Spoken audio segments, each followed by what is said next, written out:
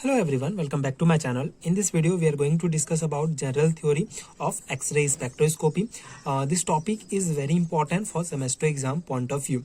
So, in general theory of X-ray spectroscopy, we discuss about the production of X-ray. So, production of X-ray is very important in X-ray spectroscopy because when we get to know the how X-ray is produced, then we know the general theory of that. So, in this particular video, we discuss the two important theory or two important method for production of X-ray. Okay, so Röntgen, like Wilhelm Conrad Röntgen observed that radiation could be produced by impinging energetic electron onto the anode material in a discharge tube. So this is the basic point of this is the first theory of production of X-ray. After that, we discuss one very important theory of production of X-ray.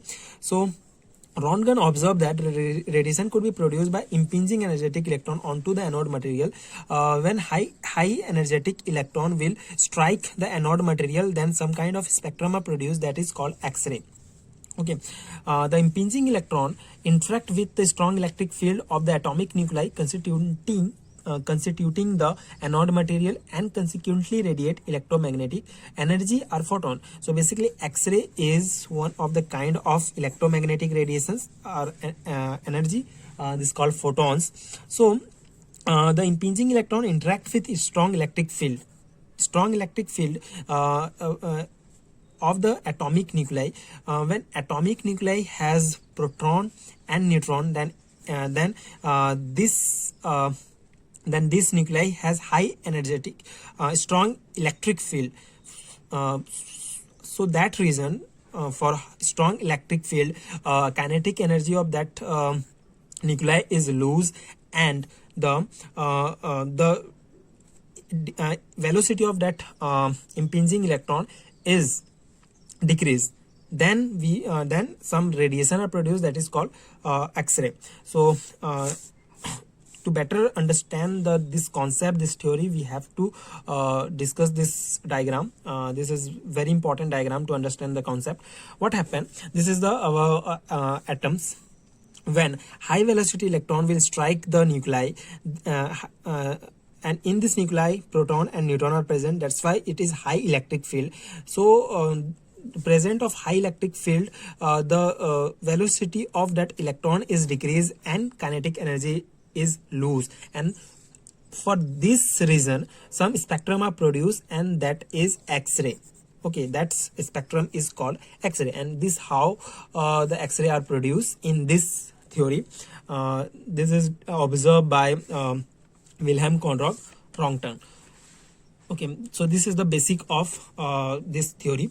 This is an accord, the classical electromagnetic theory, according to which an energetic electron passing through the metal will radiate photon and lose kinetic energy. So basically this whole concept is related to classical electromagnetic theory.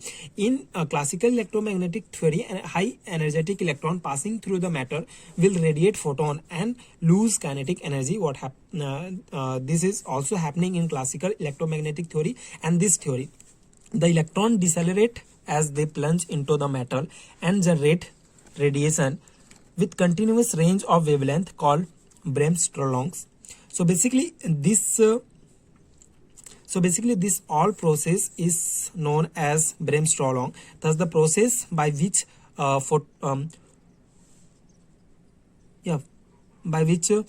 photons are emitted by an electron is known as bremsstrahlung. Braking radiation is also called. That is, brems is for deceleration and the strahlungs for the ray. The X-ray emitted from the X-ray tube were produced as a result of bremsstrahlung's process. So this all process and this all theory is known as bremsstrahlung's process. So this is also individual question when asked in paper that what is the bremsstrahlung's process. So you can write this notes in that. So you got the number. So this is also known as Bremsstrahlung process, all this process, and this is the first ever theory for production of X-ray and very important theory. So that's how we study the production of X-ray in general theory of X-ray spectroscopy. Now the formation of continuous and line spectra, this is also very important individual topic for semester exam point of view, and it is related in that production of X-ray theory. So formation of continuous and line spectra, the X-ray produced through the above process are termed as continuous X-ray, and the spectrum so produce is called continuous spectrum. So this all process we discuss in above is termed as continuous X-ray because X-ray are produced in continuous way. So that's why it's called the continuous X-ray, and the spectrum is also produced. That's why it's also called the continuous spectrum. It cover a broad wavelength range with sharp minimum wavelength lambda 0 corresponding to maximum energy of the electrons. It has been observed that the short wavelength limit of the spectrum is related to the Dion-Hunt equation. So what happened?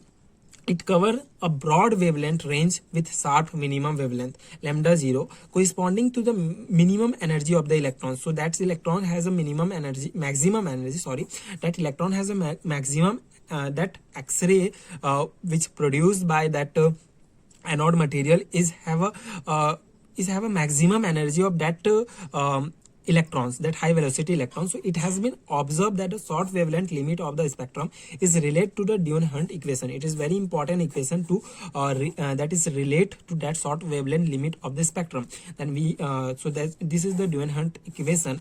Lambda 0 in Armstrong equal to Sc upon Ev equal to 12393 upon V, where H is the Planck constant and C is the velocity of the light, E is the charge of the on the electrons, and V V is accelerating potential. So this is Dion-Hunt equation. It is very important for this theory. This is important equation for CSIR NET exam point of view, because using this Dion-Hunt equation the numerous numerical questions are asked. So we have to know this. So where H is the Planck constant, velocity of light is C, E equal to charge on the electrons, V is accelerating potential. So this is the first theory of production of X-ray. I hope you understood. The second general theory of and production of X-ray spectroscopy is when high velocity electron will strike the metal target, then it will produce X-ray. So what happened? This is the atoms. First discuss. This is the atoms. So this K cell, L cell, M cell, and N cell. One very important thing is that how we got to know that in how much electron in K cell.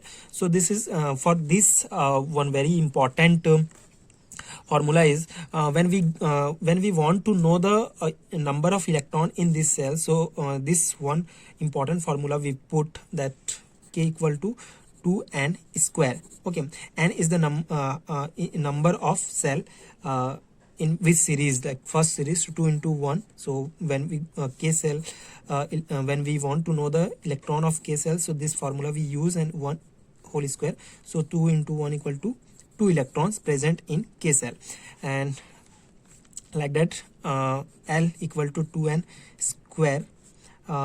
So L cell is second number cell, so 2 into 2 whole square equal to 2 into 4, 8 electron present in this L cell.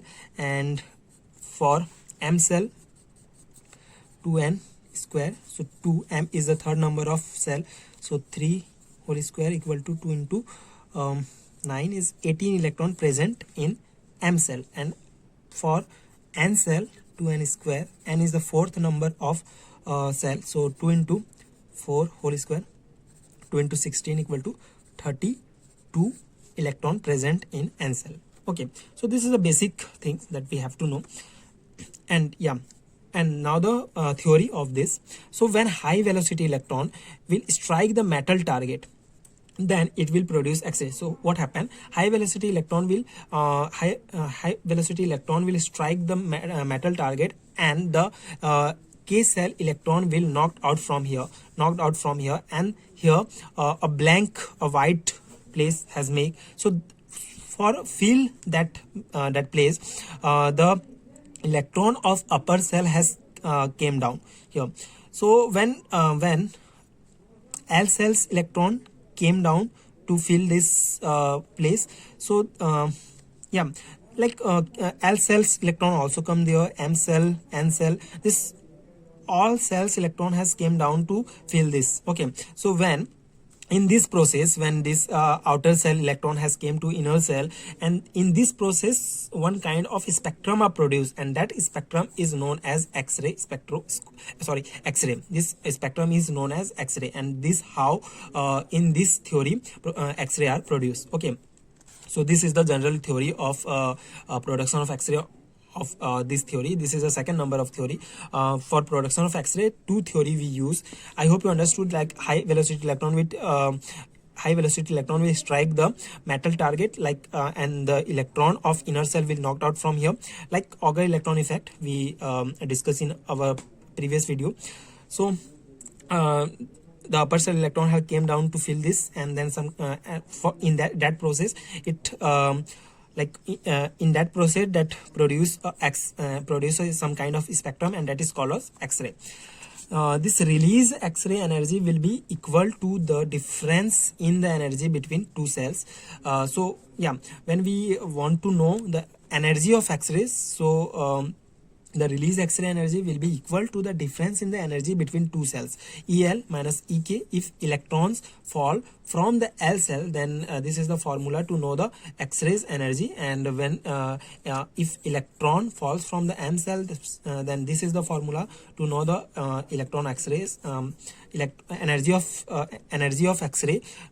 If we want to know the energy of X-ray when electron falls from M cell, so this is the formula, EM minus EK, energy minus energy K, and energy of X-ray if electron falls from the N cells, then this is the En minus Ek. It is the formula to know the energy of X-ray. So this is the two important theory and production two important theory for production of X-ray from X-ray spectroscopy. I hope you understood the concept, and this notes and this lecture video is helpful for your exam preparations. If helpful, so please support, likes and subscribe to my channel, and thank you so much for watching.